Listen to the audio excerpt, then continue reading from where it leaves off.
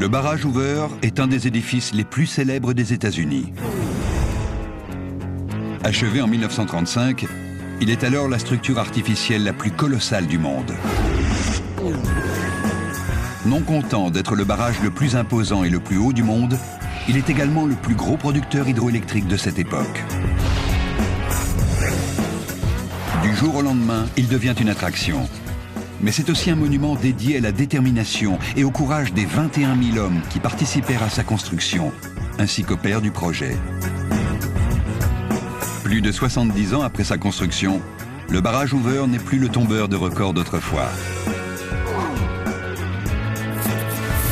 Les leçons tirées de sa construction ont donné naissance à une nouvelle génération de barrages géants, à la fois plus larges, plus hauts et plus puissants que leurs illustres prédécesseurs.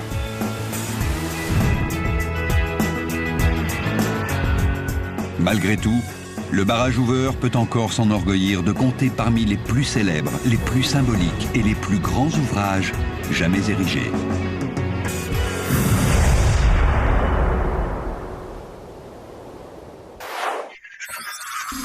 Le barrage Hoover est un gigantesque édifice de béton qui se dresse au milieu du désert de Mojave, à une cinquantaine de kilomètres au sud-est de Las Vegas.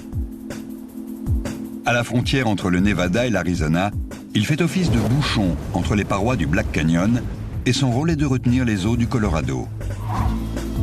À son époque, il fut le projet de construction le plus ambitieux et le plus difficile à réaliser sur le plan technique. Ce fut sûrement le plus grand projet de son temps et il reste un des grands défis de la technologie moderne. Les ouvriers furent littéralement exploités, vivant et travaillant dans des conditions effroyables, par des températures torrides et au milieu des vapeurs toxiques. 112 d'entre eux y laissèrent la vie. Ériger cet édifice sans précédent fut un exploit qui nécessita une bravoure sans pareille et la volonté de repousser les limites de l'ingénierie. Construire un barrage sur le Colorado, affronter de tels défis techniques, pour certains, c'était infaisable. Il est de notoriété publique qu'il est difficile et dangereux de construire un barrage. Les risques sont énormes et en cas d'accident, les conséquences sont évidemment en proportion.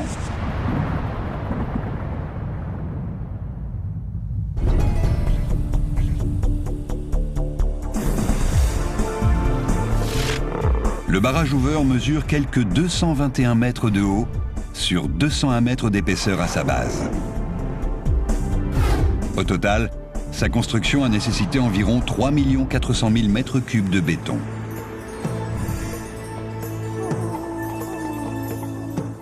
Descendant à travers le sud-ouest des États-Unis, le Colorado était l'un des fleuves les plus puissants et imprévisibles du monde. À chaque printemps, il sortait de son lit, provoquant des inondations à grande échelle. Ces crues détruisaient les récoltes et donc la source de revenus d'un bon nombre de gens. C'est pourquoi le gouvernement mandata des ingénieurs du Bureau de bonification des terres, l'USBR, pour remédier à ce problème.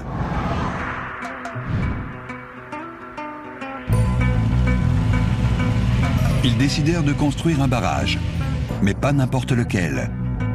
Le plus grand jamais construit. Non seulement ce géant régulerait les crues, mais il maîtriserait également la puissance énorme du fleuve, afin de fournir de l'électricité à des milliers de foyers.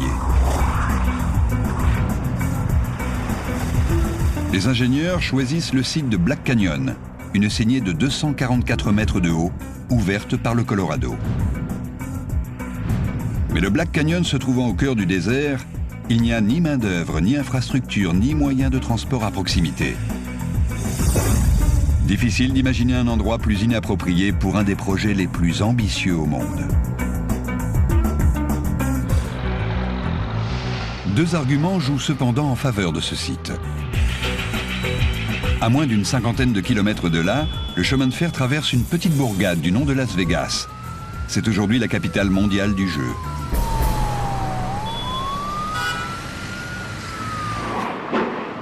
Le chemin de fer permettra d'approvisionner le chantier. En amont du fleuve se trouve une plaine très étendue qui servira de cadre idéal pour accueillir la plus grande retenue d'Amérique. Quelqu'un a dit « On va construire le plus grand barrage du monde » dans un endroit où il n'y a ni ouvriers, ni moyen de transport, bref, où il n'y a rien du tout. Cet endroit a été isolé, pourtant quelqu'un a dit « C'est ici qu'on va construire le plus grand barrage du monde ». Quel ego!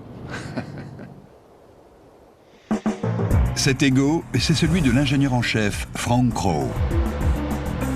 Il s'est taillé la réputation de bâtisseur de barrages audacieux, mais celui-ci s'annonce comme la grande œuvre de sa vie. Aussi, est-il prêt à relever le défi, quel qu'en soit le prix. Il a quitté son emploi pour être plus présent sur le chantier et faire travailler sans relâche ses ouvriers. Le contexte économique de l'époque est idéal pour les conditions de travail impitoyables imposées par Frank Crowe. La construction du barrage va en effet s'étendre de 1931 à 1935, c'est-à-dire au plus fort de la grande crise économique consécutive au krach boursier de 1929. Une période où un quart des ouvriers est prêt à tout pour obtenir un emploi. Le barrage ouvert tombe à pic pour offrir du travail à bon nombre d'entre eux. Il n'y avait pas de travail, sauf ici. Lorsque le projet fut rendu public, des milliers d'ouvriers pleins d'espoir et leurs familles affluent dans le désert aux alentours du Black Canyon. 3 semaines plus tard, le bureau local reçoit près de 12 000 lettres de candidature spontanées. L'entreprise de travaux publics dispose d'ores et déjà d'ouvriers dévoués corps et âme, et elle ne tarde guère à les exploiter. C'étaient des otages. Des milliers de gars étaient prêts à prendre leur place, donc ils prenaient les risques qu'il fallait. Un rythme de forçat attend cette main-d'œuvre. Le barrage doit être achevé en 7 ans et sans dépasser son budget de 125 millions de dollars de l'époque, soit environ 1,330 milliard d'euros.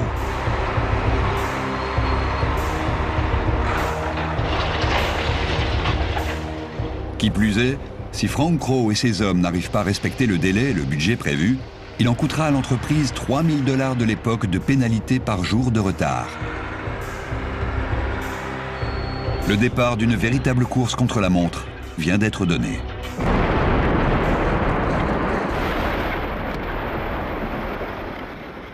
En avril 1931, la construction commence. La main-d'œuvre sans expérience commence par creuser des tunnels à coups d'explosifs dans les parois rocheuses du canyon.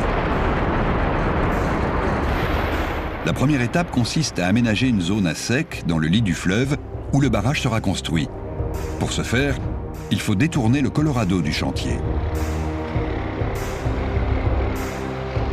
Les ouvriers sont chargés de percer 4 tunnels de 1200 mètres de long, 2 de chaque côté du canyon.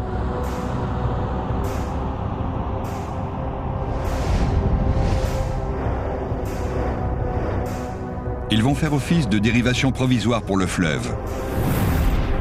2 bâtards d'eau de roche empêchant l'eau de suivre sa route naturelle.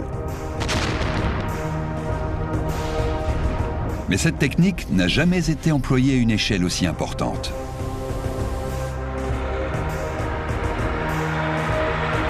Et il n'y a aucune marge d'erreur. Ces tunnels devront coûte que coûte supporter la puissance d'un des fleuves les plus tumultueux d'Amérique, dont le débit est d'environ 850 mètres cubes seconde. Les gens les ont sûrement pris pour des fous de vouloir construire quelque chose ici. Pour corser encore l'affaire, l'été 1931 allait s'avérer un des plus chauds depuis bien longtemps. En juillet, la température allait atteindre 49 degrés et faire des ravages parmi les ouvriers. Eux-mêmes n'avaient encore jamais connu une chaleur pareille. Ils étaient déshydratés. Les hommes restaient prostrés sous l'effet de la chaleur. Au cours de cette première année, on a dénombré énormément de décès.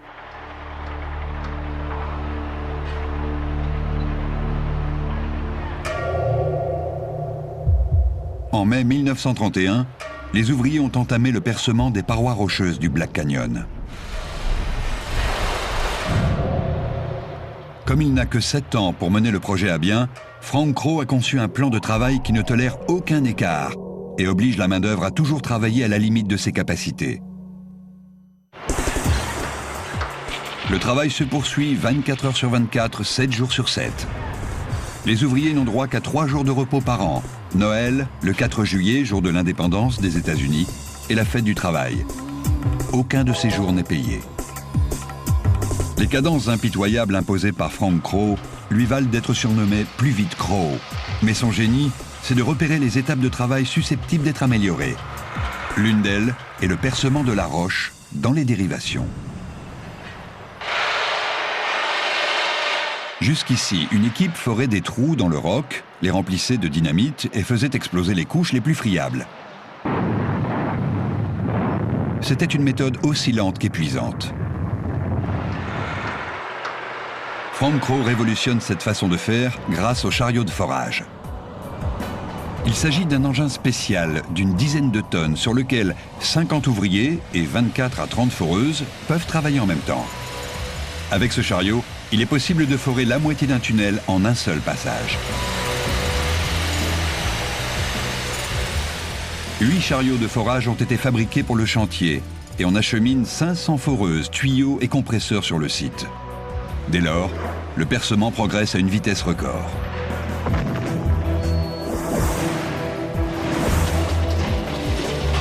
Mais pour arriver à ses fins, Frank Crowe fait passer la rapidité avant la sécurité, mettant la vie de ses ouvriers en grand danger.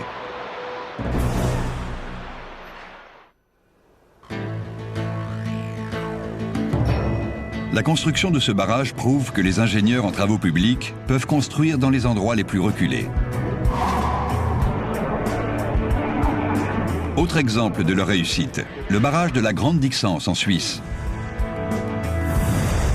Il mesure 285 mètres de haut et se trouve à 2134 mètres au-dessus du niveau de la mer. C'est le barrage poids le plus élevé du monde. Il est niché dans les Alpes suisses, à un peu plus de 300 km au sud-est de Genève.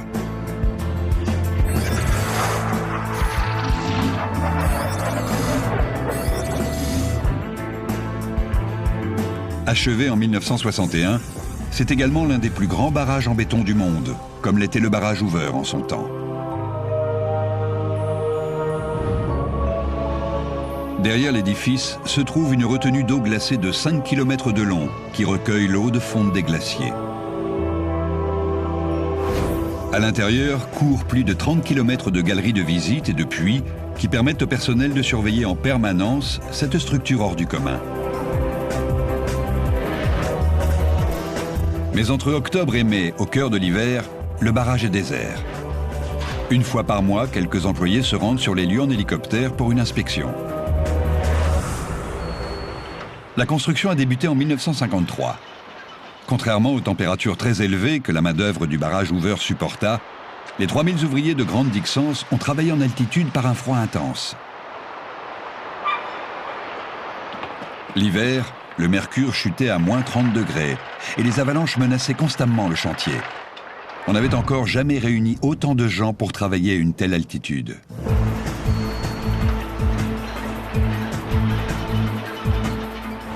Le chantier était assez éloigné de la ville la plus proche et le matériel était acheminé sur les lieux à l'aide d'un système ingénieux de poulies dont la construction prit près de 2 ans. Il mesurait une quinzaine de kilomètres de long et aboutissait dans une carrière des environs. On transporta ainsi 6 millions de tonnes de béton pour ériger le barrage. En 8 ans, ingénieurs et ouvriers vinrent à bout de cette tâche, mais comme avec son homologue américain, le coût humain fut considérable. À son achèvement en 1935, le barrage Hoover était le plus haut, le plus grand et le plus lourd du monde.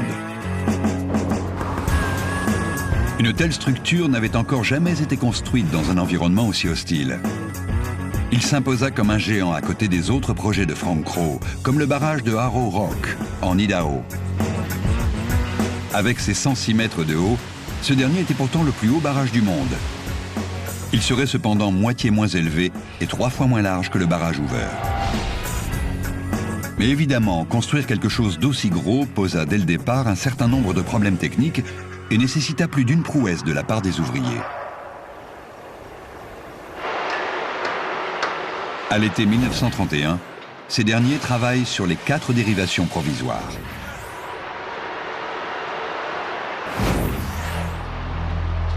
À l'intérieur de ces galeries, la température avoisine 60 degrés.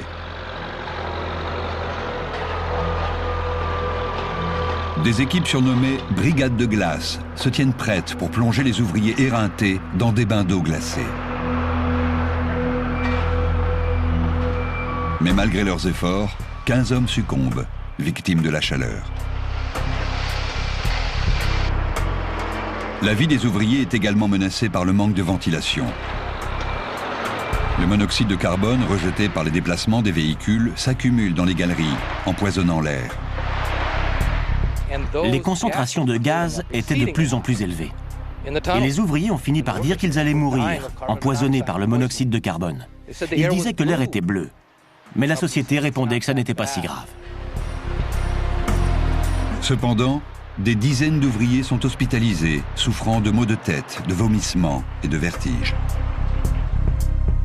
Frank Crowe a fait ce qu'il pensait devoir faire. Il a respecté son contrat et des gens en ont souffert. Il n'a pas été à la limite. Il est allé trop loin. Tandis que les travaux de percement se poursuivent, on travaille également plus haut dans le canyon. Ici, les ouvriers s'appellent des cordistes. De tous les hommes du chantier, ce sont eux qui ont le travail le plus dangereux. Physiquement, leur tâche est éreintante. Ils doivent descendre en rappel sur plusieurs centaines de mètres pour faire tomber les rochers instables et dangereux à l'aide de marteaux-piqueurs et de bâtons de dynamite. En l'absence de tout système de sécurité moderne, ils doivent avoir des nerfs d'acier.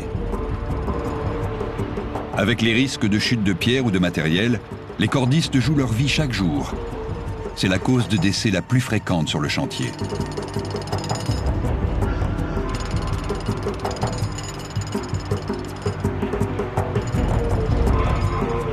Compte tenu du danger, ces hommes sont payés 40% de plus que leurs collègues. Les cascades incroyables auxquelles ils se livrent attirent des badauds de Las Vegas et d'ailleurs. Il faut dire qu'un bon nombre de cordistes sont d'anciens artistes de cirque.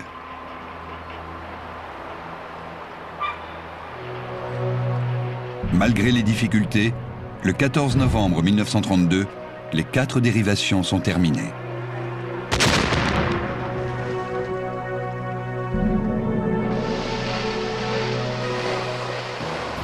Les déblais sont déversés dans le fleuve en 2 endroits pour bloquer l'écoulement naturel du Colorado et le forcer à emprunter les voies de dérivation provisoires.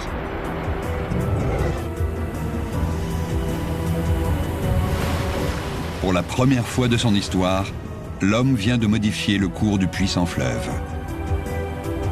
Le rythme infernal imposé par Frank Crowe s'avère payant. La phase 1 n'a duré qu'1 an et demi et elle est achevée avec 10 mois d'avance sur le programme. Frank Crowe a fait travailler ces hommes sans relâche en mettant leur vie en danger. Mais il a aussi ouvert la voie à une autre façon de construire les barrages.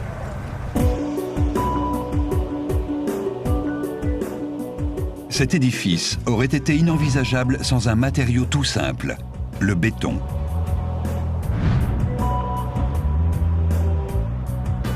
On l'utilise depuis plus de 50 ans pour ce type de construction, mais c'est la première fois qu'il est utilisé dans de telles quantités. Un des premiers barrages en béton jamais construits fut celui de Lower Crystal Springs à San Mateo, à environ 25 km au sud-ouest de San Francisco.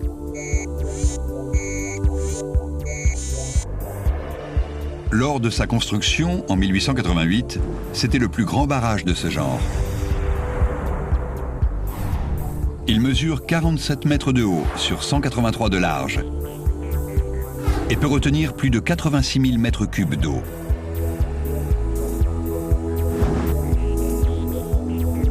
À la fin du 19e siècle, il devait approvisionner en eau de manière fiable et régulière la ville de San Francisco, une des cités à la croissance la plus rapide du pays.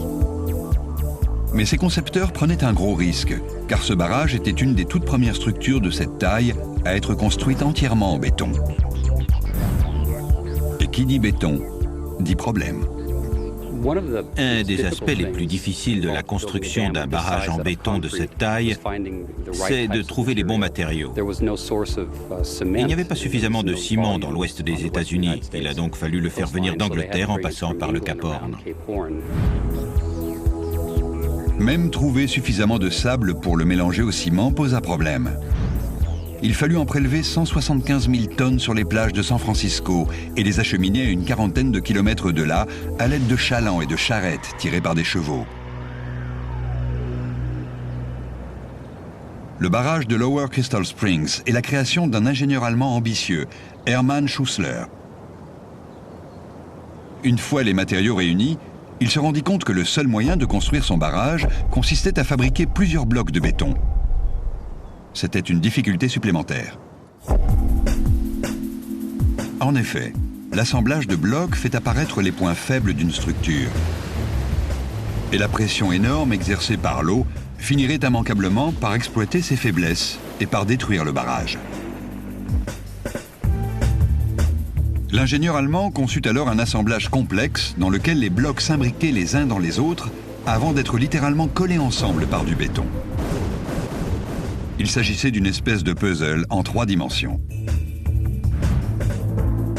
Cette technique novatrice fonctionna à merveille et fit du barrage de Lower Crystal Springs une structure plus solide que toutes celles qui l'avaient précédée. Et il valait mieux. En effet, au milieu de la retenue, à seulement 120 mètres du barrage, se situe la faille de San Andreas. Cette faille tectonique qui traverse toute la Californie est responsable de 2 tremblements de terre hors du commun qui ont secoué San Francisco au cours du siècle dernier. En 1906 et en 1989, 2 séismes de magnitude 7,1 sur l'échelle de Richter firent s'effondrer des ponts et des maisons et détruisirent de nombreuses routes. Mais le barrage de Lower Crystal Springs survécut aux 2 séismes. Mieux encore, sa structure est toujours aussi saine qu'au premier jour de sa construction. On ne peut pas en dire autant de la chaussée. Il existe des barrages bien plus grands que celui-ci, mais quelque chose de petit peut aussi être grand. Pour moi, c'est l'exemple du génie d'un ingénieur et l'un des plus grands barrages jamais construits. Cet édifice a imposé de nouvelles normes pour la conception et la construction de barrages et directement influencé l'édification du barrage Hoover. Mais pour ce dernier, les concepteurs voyaient les choses en plus grand et en mieux. Nous voici en novembre 1932.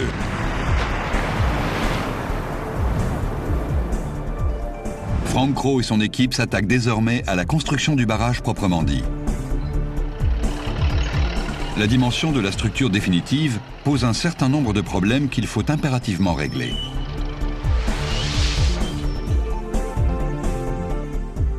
Cet édifice est un barrage poids-voûte, un concept qui s'appuie sur 2 grands principes d'architecture. Premièrement, le poids du béton enfonce la structure dans le sol. Deuxièmement, son dessin en arc dévie la pression de l'eau accumulée dans la retenue vers les parois du canyon. Mais cette conception n'est pas sans poser quelques gros défis à relever. Elle nécessite une quantité sans précédent de béton, environ 3 400 000 mètres cubes.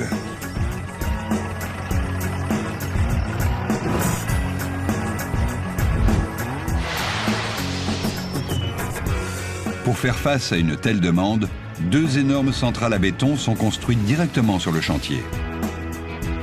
Autre défi pour Frank Crowe, son barrage est trop volumineux pour être moulé d'une pièce. S'il l'avait été, le béton serait toujours en train de prendre à l'heure qu'il est. Lorsqu'on mélange les composants du béton, le ciment, les agrégats, le sable et l'eau, on provoque une réaction chimique. Cette dernière produit de la chaleur qui ralentit la cure, le temps qu'il faut pour que le béton durcisse. Plus la quantité est importante, plus la cure est longue. Si la chaleur n'est pas correctement évacuée, des fissures risquent d'apparaître et affaiblir la structure. En prenant exemple sur le barrage d'Hermann Schussler, Frank Crowe décide de fabriquer des blocs à imbriquer.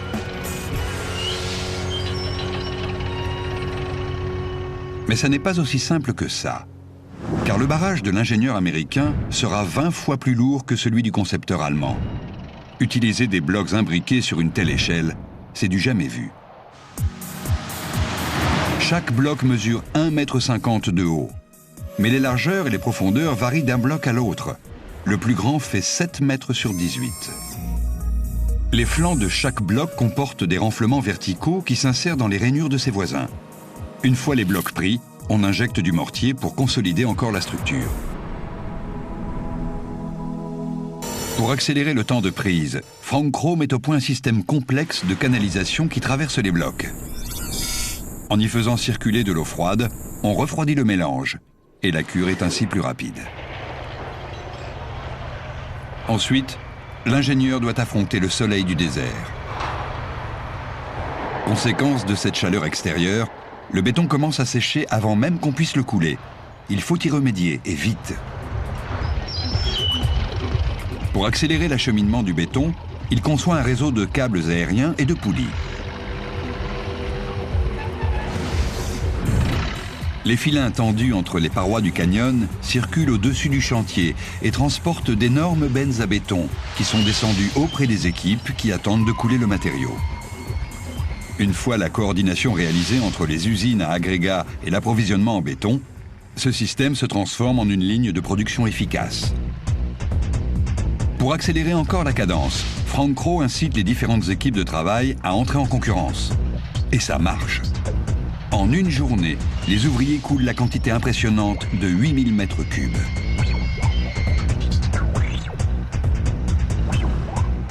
Pour tenir les délais, les hommes doivent travailler jour et nuit, toute l'année, et couler les blocs les uns après les autres.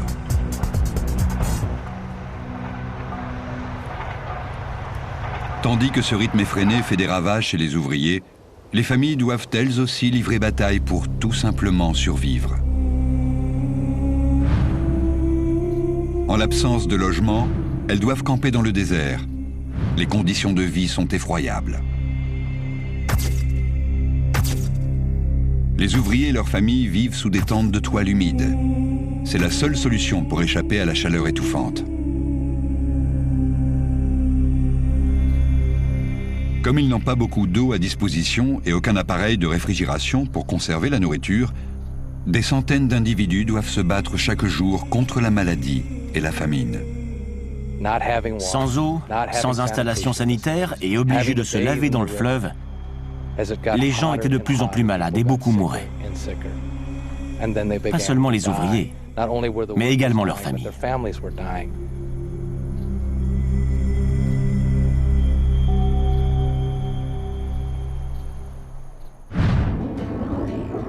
Les conditions de vie se détériorent tellement que l'entreprise de travaux publics doit réagir.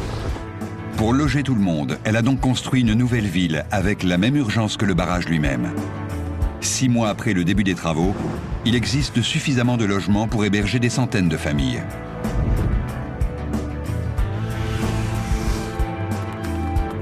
Boulder City est une ville ouvrière avec ses maisons familiales, ses cantines, ses églises et ses lieux de divertissement. Mais les ouvriers paient au prix fort ce nouveau confort. Une bonne partie de leur salaire hebdomadaire est retenue pour payer le loyer, une somme qui tombe directement dans les poches de leur employeur. L'exemple de Boulder City, une ville construite expressément pour les ouvriers, inspira la création d'une autre ville ouvrière dans les années 30. Mason City fut créée pour accueillir la main-d'œuvre d'un autre barrage géant, celui de Grand Coulee. Ce dernier se trouve sur la Columbia, dans l'État de Washington. Il s'agit de la plus grande structure en béton des États-Unis, et elle aussi doit beaucoup à son illustre prédécesseur. Cet édifice colossal devait en effet profiter des leçons tirées de la construction du barrage Hoover. Beaucoup des ouvriers du barrage Hoover ont travaillé sur celui de Grand Coulee. Et ils ont apporté leur expérience et leur savoir-faire. À Grand Coulee, ils en ont fait bon usage. Et ça a eu son importance dans la construction de l'édifice.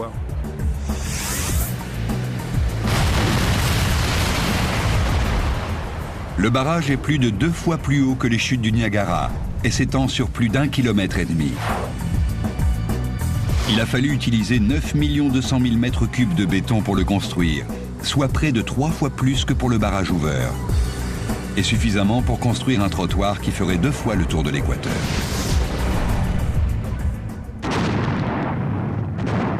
Les travaux commencent en juillet 1933, 2 ans avant l'achèvement du barrage Hoover. Et dès le début, il s'annonce très difficile. Comme dans le Nevada, le plus gros problème de l'équipe consiste à couler le béton. Mais si les ouvriers du barrage Hoover luttaient contre la chaleur, ceux de Grand Coulee affrontent des températures hivernales largement inférieures à 0. Or, le froid risque de geler et de fissurer le béton. Une fois encore, la solution provient des enseignements tirés de la construction du barrage Hoover. 3200 km de canalisation sont insérés dans les blocs de béton lors de la construction du barrage de Grand Coulee. L'hiver, avec la chute des températures, on y fait circuler de l'eau chaude pour réchauffer le béton. En été, de l'eau froide permet d'obtenir l'effet inverse. La démesure de Grand Coulee est un autre casse-tête. L'énorme déblayage expose la main-d'œuvre au risque de glissement de terrain. Pour stabiliser le périmètre, les ingénieurs trouvent une solution très imaginative.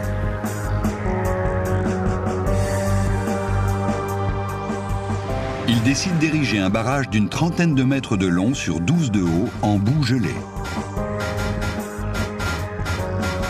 10 km de canalisation sont fichés dans la colline et on y fait circuler de l'eau à très basse température. Du coup, la terre gèle, protégeant ainsi les ouvriers qui travaillent en contrebas.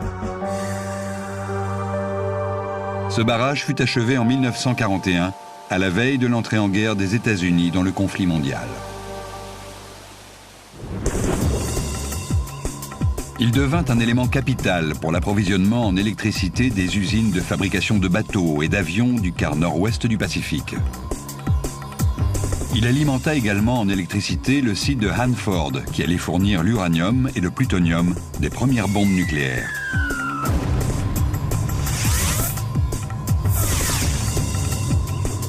Le barrage de Grand Coulee devint bientôt la plus grande installation hydroélectrique d'Amérique du Nord, avec une production de 6,5 millions de kilowatts.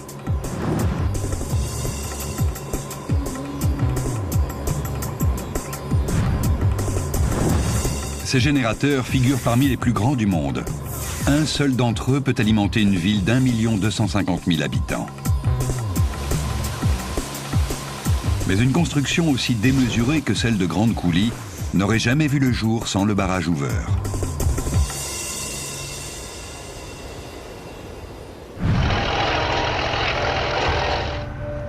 En 1934, la construction de ce dernier est en avance sur son plan de travail. Mais l'édifice de Frank Crowe est sur le point de passer son examen le plus difficile. Un échec peut être synonyme de désastre.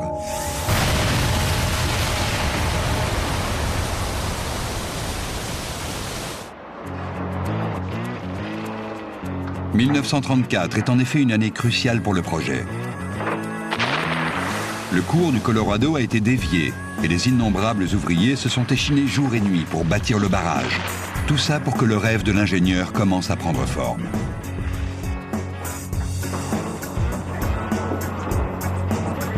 Le 31 janvier de l'année suivante, le barrage Poix-Voûte est terminé. Les hommes ont coulé les 3 400 000 mètres cubes de béton qui constituent le parement scintillant qui obstrue désormais le Black Canyon.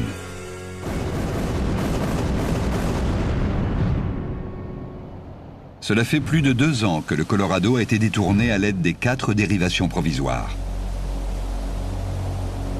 Leurs immenses portes sont abaissées pour obstruer les galeries et permettre à l'eau de s'accumuler petit à petit derrière le barrage.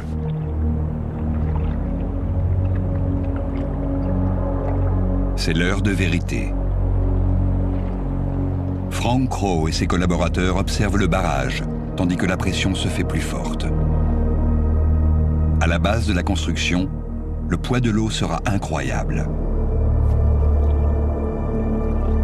Le moindre défaut de fabrication sera rapidement décelé. Les barrages comme celui-ci montrent les prouesses que les ingénieurs peuvent réaliser, Mais en cas de calcul erroné, la catastrophe qui s'ensuit est proportionnelle à la démesure de l'ouvrage. En juin 1976, le barrage de Teton dans l'Idaho cède lors de la mise en eau. Au matin du 5 juin, la pression s'accumulant dans la retenue s'avère trop élevée. C'est la fuite. On mobilise aussitôt des bulldozers pour boucher la fissure qui ne cesse de s'élargir. Mais une autre se dessine. On déclenche alors le signal d'alarme.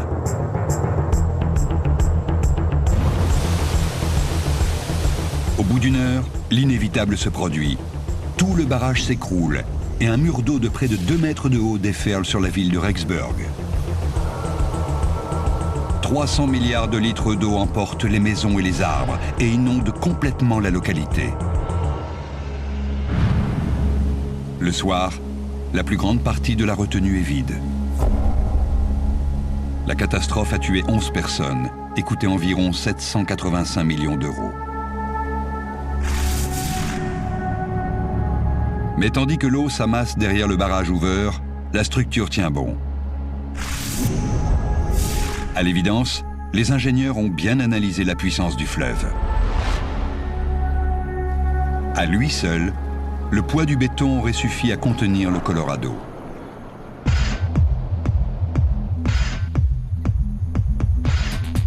Le lac Mead se formant petit à petit, les travaux se poursuivent dans les 2 usines hydroélectriques. Une côté Nevada, l'autre côté Arizona. À L2, elles abritent aujourd'hui 17 générateurs, chacun étant capable de fournir de l'électricité à 100 000 foyers. Une fois achevé, le barrage allait fournir autant d'énergie que 2 centrales nucléaires.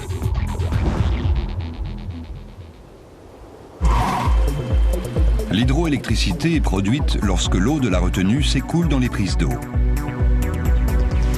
Elle circule ensuite à travers un tunnel, appelé conduite forcée, à l'intérieur du barrage. En fin de parcours, l'eau traverse une turbine qu'elle fait tourner, ce qui fait fonctionner le générateur. Un jeu d'aimants se met à tourner à l'intérieur de bobines de fil de cuivre pour produire de l'électricité.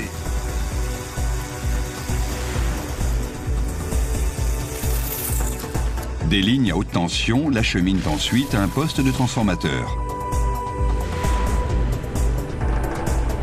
Pendant ce temps, l'eau qui est passée à travers les turbines rejoint le fleuve en aval.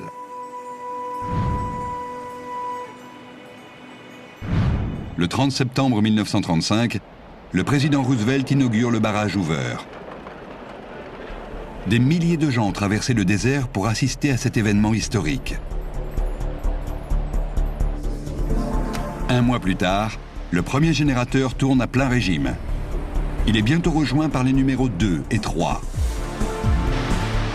En 1939, l'installation produit 704 800 kW. Le barrage Hoover devient la plus grande usine hydroélectrique du monde. Il ne sera détrôné que 10 ans plus tard par celui de Grand Coulee. Cet afflux massif d'électricité métamorphose le sud-ouest des États-Unis. La moitié de la production est consommée à Los Angeles et dans le sud de la Californie. Quant à Las Vegas et Phoenix, elles deviennent les villes à l'expansion la plus rapide du pays. Le lac Mead, la source de la puissance du barrage Hoover, est la plus grande retenue d'Amérique, avec ses 152 mètres de profondeur et ses 177 km de long. Il a fallu près de 6 ans avant qu'il ne soit entièrement achevé. Il est si gigantesque que lors de son remplissage, le poids de l'eau qu'il contient a provoqué une succession de mini-séismes. Combinés, le poids du barrage et celui de la retenue représentent 37 milliards de tonnes, assez pour créer une dépression de 18 cm à la surface de la Terre. Aujourd'hui, plus de 8 millions de gens se rendent sur le lac Mead chaque année, mais rares sont ceux à savoir ce qui se cache sous ses eaux.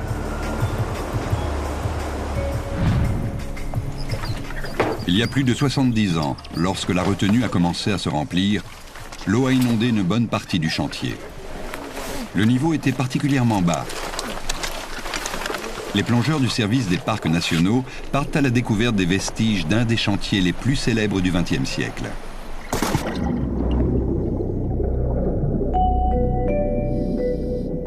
Dans ces eaux troubles se cache l'usine où l'on triait les agrégats par taille. Toutes les heures, on préparait 900 tonnes de matériaux pour la fabrication du béton.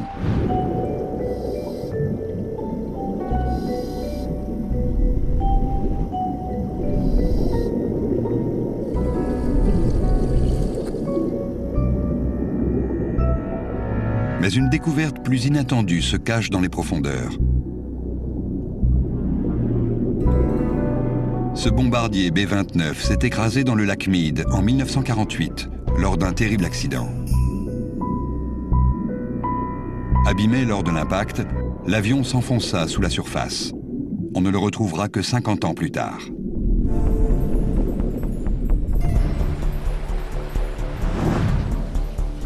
Une fois le barrage achevé, le tumultueux Colorado était enfin dompté. Et le désert du sud-ouest pouvait se transformer en terre de culture fertile.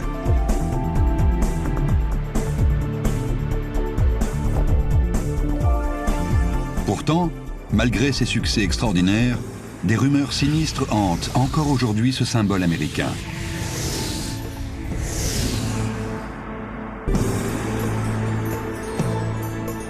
35 ans après la construction du barrage Hoover, une structure similaire allait donner naissance à une oasis dans le désert, mais cette fois, à un coût inattendu. Au début des années 50, le gouvernement égyptien se retrouva face au même défi que le Bureau américain de bonification des terres. Il s'agissait de contrôler les eaux capricieuses de l'un des plus longs fleuves du monde. Pour y parvenir, on construisit un des barrages les plus célèbres de la planète. Le barrage d'Assouan se dresse dans le sud du pays, à environ 180 km au sud de la ville antique de Luxor. Sa construction fut épique. Cet ouvrage contient suffisamment de matériaux pour construire 17 pyramides de Gizeh. Le barrage d'Assouan mesure 111 mètres de haut, pour plus de 3 km de large. Il s'agit d'un barrage en remblai, en terre et en rocher, rempli d'un cœur d'argile et recouvert de béton. L'Égypte est un des pays les plus secs et les plus chauds de la planète. Mais elle possède une ressource précieuse qui la traverse du sud au nord, le Nil. Tous les ans, ce fleuve sortait de son lit et déposait des alluvions fertiles dans le désert avoisinant. Pour les agriculteurs, c'était une véritable manne. Mais le Nil était imprévisible. En l'absence de crues, des sécheresses dramatiques accompagnées de leur cortège de misère décimaient les habitants des rives. Le barrage d'Assouan est censé retenir les crues lors de la saison des pluies et laisser passer l'eau en cas de sécheresse.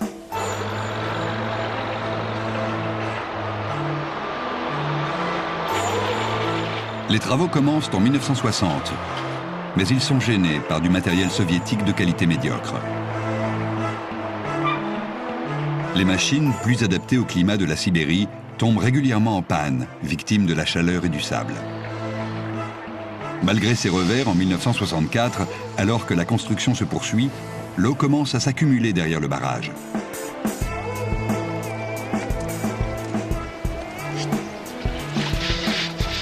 Mais au fur et à mesure que le niveau monte, des centaines de monuments se retrouvent les pieds dans l'eau et menacés de destruction.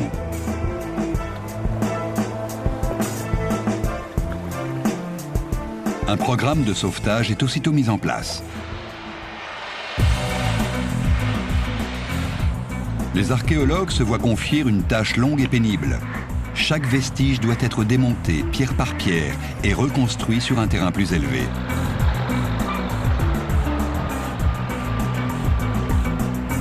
Au total, ce ne sont pas moins de 23 monuments majeurs, dont le célébrissime temple d'Abou Simbel, qui sont déplacés et ainsi sauvés.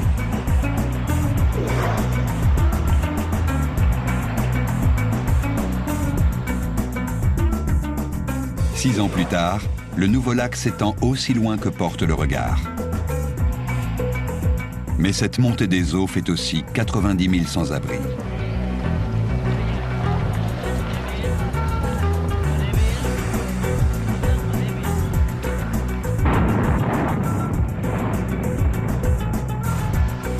Achevé en 1970, le barrage est un succès. Il augmente presque instantanément la surface agricole égyptienne de 30%.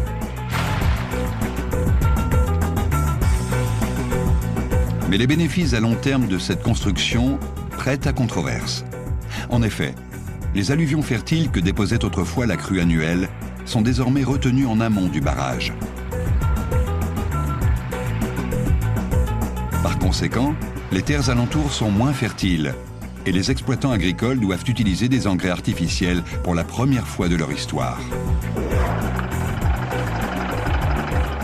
Malgré tout, l'apport régulier en eau a fait reculer le désert.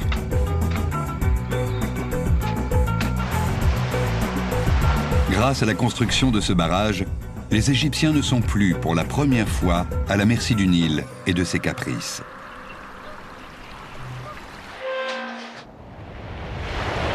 Chose incroyable, le barrage Hoover a été achevé 2 ans, 1 mois et 28 jours avant la date fixée. Mieux encore, il a coûté 15 millions d'euros de moins que prévu.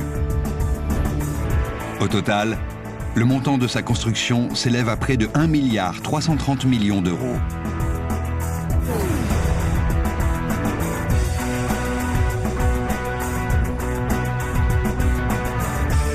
Pour cette réussite hors du commun, Frank Crowe, l'ingénieur en chef, reçut une prime de 4 millions d'euros.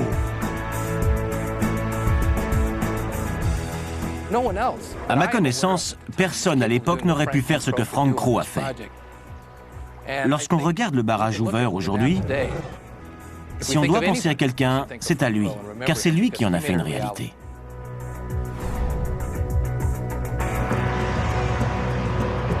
Mais en 1935, ce qui sidère le monde lors de l'inauguration, c'est l'invraisemblance de cette prouesse technologique. Au XXIe siècle, près d'1 million de visiteurs font chaque année le pèlerinage dans le désert de Moavi pour s'émerveiller devant la démesure et la beauté de cette construction. Ces concepteurs savaient qu'ils planchaient sur quelque chose d'extraordinaire et ils ont pensé aux touristes en dessinant le barrage Hoover. Aucun autre barrage n'est aussi richement décoré et son style art déco donne à cette structure massive une élégance et une grâce jamais égalées.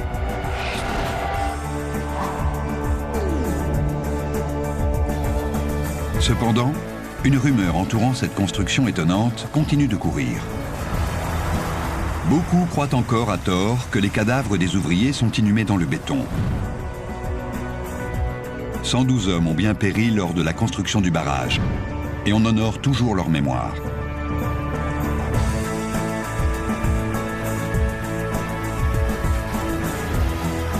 « 11 km de galeries de visite serpentent à travers tout le barrage. Elles ont été créées pour qu'on puisse régulièrement surveiller l'intégrité de la structure. Mais 70 ans après la fin du chantier, elles sont presque inutiles. En effet, le savoir-faire et le dévouement des ouvriers assurent la quasi-immortalité du barrage Hoover.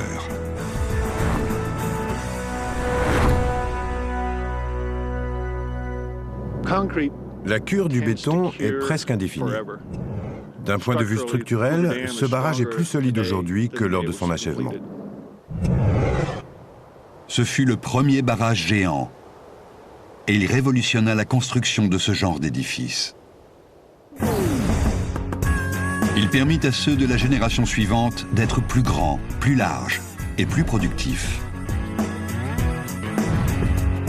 Il a servi d'étalon pour évaluer tous les barrages qui suivraient. Depuis, quand on demande « c'est quoi un beau travail ?», on répond « le barrage Hoover ».